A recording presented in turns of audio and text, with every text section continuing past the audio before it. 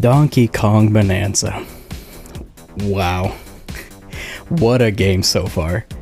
Okay, I haven't played too much. I'm only like 9 hours in.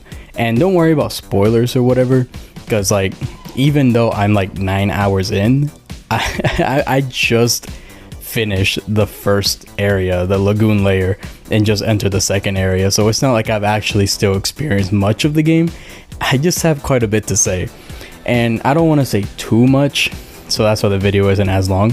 But anyway, with that out of the way, this is my Donkey Kong Bananza like early impressions. I'll probably do a full review once I finish the game. I do plan to 100% this game, it's that good. But okay, first of all, this game is drop dead gorgeous. Oh my lord, this is such a good looking game. Like, yeah, I was seeing footage a lot of Mario Kart World, and it is a very pretty game. I love the art direction that they took Mario Kart in. I love the animations and the grand scale, and that also is in Donkey Kong Bananza as well, but I actually find it even more charming in this game. For example, let's talk about the characters like Donkey Kong and Pauline. They're so expressive. Their expressions, their animations, you know, Pauline's voice lines, they all have so much character and personality. Like, I thought I wasn't gonna like Pauline as much in her, like, you know, teen form, but she's been entertaining so far with the little bit that I've had her with me. And the villains this time around being Void Kong with his mining operation company with his other two Kongs.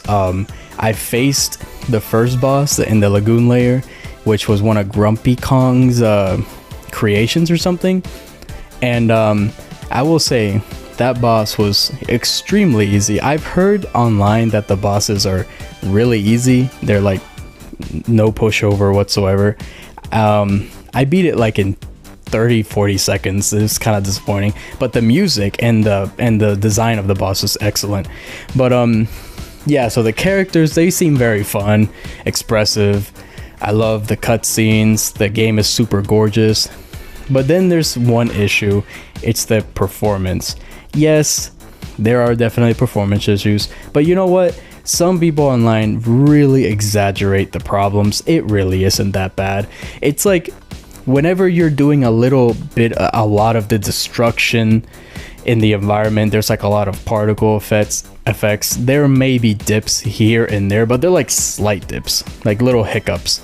And whenever you're like doing a cutscene or something, or talking to an NPC and the camera pans out or something, even when viewing the map, it does tend to dip at times too, but it's nothing really distracting. I think it's okay. I can give it a pass because I know that this game is really pushing the system, and you can tell. Like, when you actually get your hands on it and you play, I'm like, oh yeah, I can feel this really is next gen. So it's whatever, you know. If it was more egregious, I would have a bigger problem with it, but it's fine. And now the gameplay, you know, the main portion, like the main part of this whole game is the whole destruction element, playing as DK. It's so satisfying. It's like this dopamine that you get with every single punch that you throw. It feels so satisfying. It's why I was stuck in the beginning tutorial area for like over an hour. I couldn't get out of it because I just wanted to punch everything, look through every nook and cranny. It's so satisfying seeing all the little secrets you can find, all the gold that comes out. Again, it's like a dopamine. Like, it fills you with so much hype and excitement and happiness, just like with all the little things and trinkets that you find, every single satisfying sound effect, movement of Donkey Kong, the climbing. Like, he controls so excellent in this game. Now, the controls aren't perfect. I mean, I personally don't mind the whole like punching down with B and jumping with A, because directionally it makes sense. You punch down with B, you punch forward with Y, and you punch upward with X. Directionally on the controller, that makes total sense. So I'm fine with that, with jumping with A, even if it took a little bit getting used to. But the thing I have a problem with is DK while climbing. It feels so finicky. I don't know if it's just a me problem, but like, I felt myself accidentally slipping off like a bunch of times when I'm like trying to punch through a wall, like, you know, while I'm climbing, or whether I'm punching upward, like I'm falling off. And like when I'm trying to even just like walking around, I would just let go. And I don't know if it's just, again, I don't know if it's a me thing, but it does kind of annoy me a bit. So there's that. Yeah, I know the whole meme of, oh, it makes you feel like blank in a game. Like, no, this really does make you feel like Donkey Kong. And a quick note on Donkey Kong, I've really grown to love this design of Donkey Kong. He's, again, like I said before, so expressive. He's so fun. He's so cheery. All the expressions he makes are so silly and fun. I love this new DK. He's great. Now let me explain why I'm 9 hours in. It is like a funny story. I guess this is like the last thing that I'll say so I can communicate just how like fun I've been having with this game.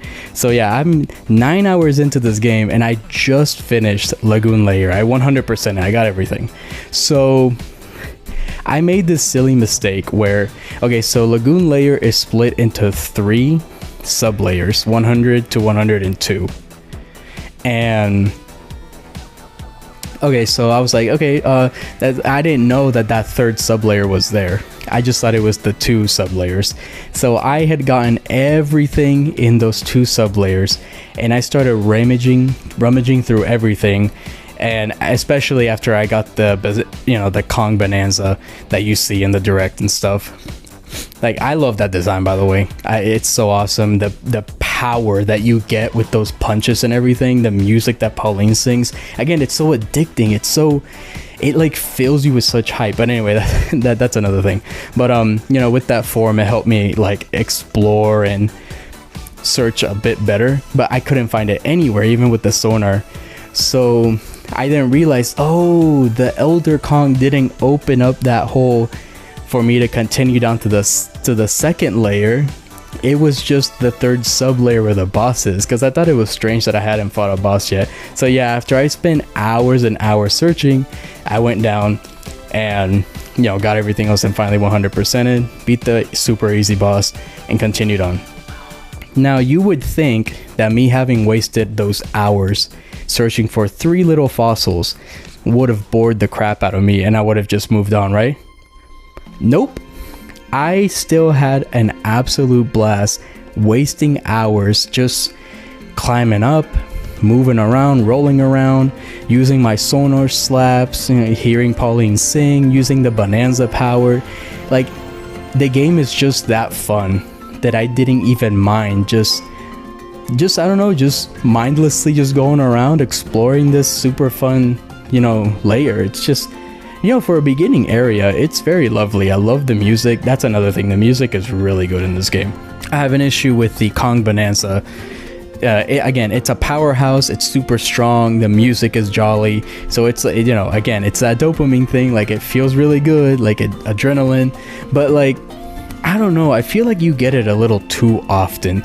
You transform and it lasts for a while, and then you're that meter that you need gold to fill up the meter to use it, which is a neat idea if it took longer to fill up. Like, it fills up so quickly, especially because you're using that Bananza power, and with that Bananza power, like, you're gonna get gold a lot quicker and it's gonna fill up pretty quickly, like within seconds. So you can just have it unlimited. And there's like this item that you're able to use, like this juice, where like you can use a Bananza power without having it filled up, that you sometimes find in treasure chests. But what's even the point of that if you're gonna like have your meter filled up all the time anyway? Very cheery and relaxing music of Lagoon Layer really helped me just be in the mood to just endlessly search. And like with Odyssey, I had plenty of fun with that game, don't get me wrong. Like, when I played that way back in like 2018, and like, I didn't want to put it down, sure, but like, I still took pretty frequent breaks with it. But like, this game, I don't want to put it down. That's why it's only been a couple days and I already played almost like 9-10 hours. Like, I can't put it down. And I wanted to get everything in that first layer. That speaks volumes in comparison. Now, one thing I want to touch on, I think I said, was like talking about the similarities. No, I didn't mention this. I want to talk about the similarities with Odyssey in this game, because it is confirmed that this is like an offshoot staff of the Odyssey team, and it really shows. You have like the UI, they're pretty similar in ways. The way you talk to NPCs, like those monkeys, the font of the text, they're all very similar. The Bananza gems are literally the power moons. And there's even just as many. I've heard that if you don't want to know this, just skip ahead a little bit. You know, in Odyssey there's like 880 unique moons, and in this game there's apparently 777 unique Bananza gems, so that it comes pretty close to the power moon count. So yeah, they are essentially power moons, but I feel like they feel more impactful in this game for two reasons. One, because they're not just something that you pick up like a power moon. Here you have to punch them several times to really feel like you're gonna earn them. They feel more rewarding. Plus I love that. I love that so much. It's like, it feels more like, I love this more than the jingle that Odyssey does, which is, you know, like a subversion of the Mario 64 Stargate, which is cute, but I love this because it's an homage to the 64-bit.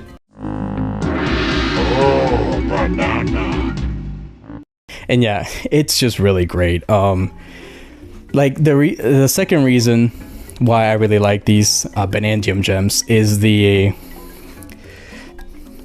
you're able to use them for skill points. There is a skill tree, people, in a Donkey Kong Mario game. No, that doesn't seem right. A skill tree? Yeah, a skill tree. Like every 5 Bananza gems that you find, you are able to get a skill point for a skill tree for you to like learn new moves. And Donkey Kong's moveset was already versatile as is when you start the game, but no, you can earn new moves. Like you're able to do a double jump with an object you're holding. You're you know, better surfing, and like even when you get the Bananza, you get more unlocks for abilities and increasing levels and stuff, more health. Like it's genuinely such a good incentive to get Bananza gems. And I know this is probably gonna alleviate, you know, because I know many people complain about Odyssey for like the moons because, oh, they don't feel significant, they feel so unrewarding, they're just kind of everywhere. Hey, there you go. It seems like the team listened to those complaints and they gave the Bananza gems a purpose. Such an excellent choice. That already puts it above Odyssey. Like that's one step above Odyssey already, in my opinion. And I guess the last thing I'll touch on are like the other collectibles you can get. And Bananza ships, you use them at the store to like Bananza ship exchange to trade in some for a Bananza gem. So it's kind of similar to how in Mario Odyssey you go into the shop and you're able to pay coins to get moons, which actually gave, you know, the coins some purpose. You know, you use coins to buy some clothes, some souvenirs and stuff. Same thing with the purple coins and moons. So they gave those little collectibles and coins and stuff purpose in that game. And in this game, they give the fossils, they give the Bananza chips, even the gold. The gold you're able to like buy, you're able to build like a little house for yourself to rest and, you know, change clothes at right there. And also like buy items, some items that you might need, like food, apple juice, and that kind of stuff. So they give all of the collectibles purpose in this game, which just, I don't know, it just further adds to the incentive to like wanting to gather as much of it as you want, you know, as you can. And then you have the fossils. These are really cool. So there's like the small fossils, which there's like dozens and dozens of them across the layer I was in, lagoon layer. And then there's the medium ones, which are like covered in this kind of like red gem. And then you have the big rare one, which in the lagoon layer, it was a whale, a fossil of a whale. I don't know what you do with that big piece, but as far as I can tell, you can use the small fossils and the medium fossils to buy accessories for yourself. So that's another similarity with Odyssey. Odyssey had the shop where you were able to like buy clothing accessories like hats and overalls and stuff. You know, you can change out your clothes in Odyssey, which was one of my favorite aspects of that game. They brought it back here, but they expanded upon it again, like the Bananza gems. And in here, these clothes actually affect stats. Like, oh, with these trousers you can swim 15% faster. With this tie you can do this. With Pauline wearing these clothes, she can expand your Bananza sonar capabilities by this much. Like that's awesome. And you can even level up those clothes with even more fossils and stuff. So that's that's another great incentive for you to go out of your way to collect these collectibles. In a collectathon, that is really important, like incentivizing the player that usually aren't really that incentivized to get everything. I usually am. I like getting everything, which is why I 100% Odyssey, and I intend to 100% this. But yeah, for those that aren't really like that, great choice, and I'm pretty sure that's gonna make a lot of people go out of the way to get this stuff a lot more than with Odyssey.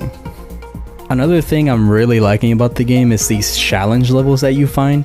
They're either like a door on the floor that you have to punch down to get into, or it's like a door in front of you that you have to punch to get into.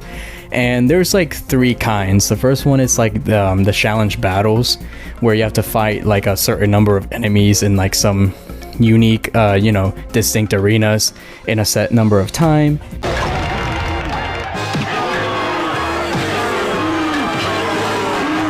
The second type is these like obstacle courses, is the best way I can put it. Like they're kind of like in Odyssey, when you found those pipes and you go down them and it takes you to like this different area, and it's like this kind of little challenge level that has a power moon or so, and sometimes there's like a hidden one here and there. That's what that's like here, but instead these have like 3 Banandium gems instead of 1, so it kind of incentivizes you to do a little more exploration than usual with these challenge levels. And the obstacles are for the most part fun so far. And the last kind is just like a bonus get gold in amount of time, and it's always like explosive and frantic and very fun. So yeah, these break up the gameplay very well, and I hope there's a lot more of them. And yeah, some of them can have your brain thinking, and I hope that more and more come and they get a little more hard, because some of them, of course I'm at the beginning, so they're pretty easy, but yeah, they're very interesting. I like this aspect of the game. Yeah. And one more similarity I want to bring up between Mario Odyssey and this game is the fact that they both don't have lives. So in Odyssey, if you died, you don't lose a life, you lose your coins. And even when you get to 0 coins, there's no consequence. It's just nothing. You just die, and you're just gonna be put at like some checkpoint or something. And that's fine. I didn't really get too bothered by that in Mario Odyssey. It was just kind of a more chill experience compared to other 3D Mario games. And when it comes to this game though, it's a little different, because Donkey Kong, it's kind of like that hectic, bit more difficult platformer, so it's kind of weird just having a Donkey Kong game that doesn't have lives. And on top of that, this game takes it even further than just taking your gold. You can get balloons, and these balloons pretty much just save you from falling, so you don't even lose gold on top of that. So I think that takes it maybe a little too far, but I can understand why they're doing it. I do think that 3D map is really neat. Just having a whole 3D map to use in a Donkey Kong game is pretty odd. It's like a normal thing for like almost everything else, but like just being in a Donkey Kong game, that's really neat. The problem is that it runs it's one of the instances where the frame dips are like the most notable for some reason using that map, but it's not really that big a deal, honestly. And yeah, I would say that's it so far. Oh yeah, the DK artist, really lovely mode. I spent like about an hour or so on this. I made like a very crappy Bowser from 64, although it doesn't look anything like it, but it's really fun. I like using the mouse controls, but I'll admit, after using that for an hour, it kind of cramped my hand. So I really hope they do release an accessory at some point for the mouse thing, but it's really fun messing with that. You can be kind of precise with like where you paint, where you chisel. It has some nice options and effects and stuff. It's very cute. Like, they didn't need to put that in there, but they did, and I really like that. So yeah, for a 26-year wait for a 3D DK game, so far they're delivering. Again, I've barely touched the surface of this. Like, I'm just going to the second layer and I already have this much to say about it. Oh boy. But yeah, it is totally worth it. If you are watching this and you're kind of curious to check it out, I highly recommend it. And if you're already playing it, I hope you keep enjoying it. And if you finished it, don't spoil. And I will. Yeah, that's it. That's my impressions of Donkey Kong Bananza so far. A like and subscribe would go a long way, and time to keep aping out in this game. All right, see you next time.